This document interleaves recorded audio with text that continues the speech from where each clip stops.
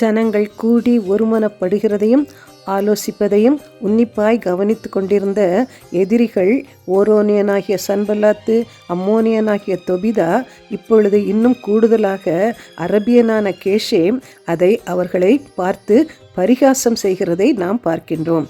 அவர்களை நிந்தித்து, நீங்கள் செய்கிற இந்த காரியம் என்ன? நீங்கள் ராஜாவுக்கு விரோதமாய் கலகம் பண்ண போகிறீர்களோ என்றார்கள் என்று நெகேமியா 2:19 நம்ம பார்க்கின்றோம். எனவே அரபியன் என்று சொல்லும் பொழுது இஸ்ரவேலுக்கு ஆதி முதல் எதிரியாக இருந்த இஸ்மவேலின் சந்ததி, அந்த அரபியனாகிய கேஷேமும் இப்பொழுது சன்பல்லாத்தோடு தொபியாவோடு சேர்ந்து கொள்கிறதை பார்க்கின்றோம். சத்துரு எப்பொழுதும் முதலாவது பக்தியுள்ளவர்களை பார்த்து பரியாசம் பண்ணுகிறான், நீங்களெல்லாம் ஜெபித்து நடக்குமா என்று.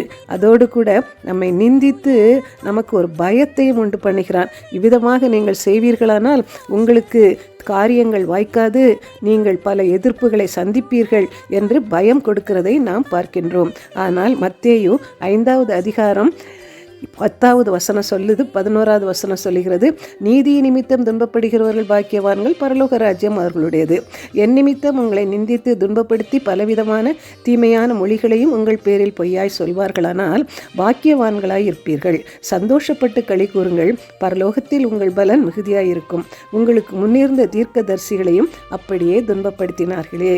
எப்படி நெகேமியா அந்த ராஜ்யத்தை, அந்த அலங்கத்தை கட்ட முன்வந்த பொழுது சத்துருக்கள் எழும்பி பரியாசம் பண்ணுகிறார்கள், நிந்திக்கிறார்கள்.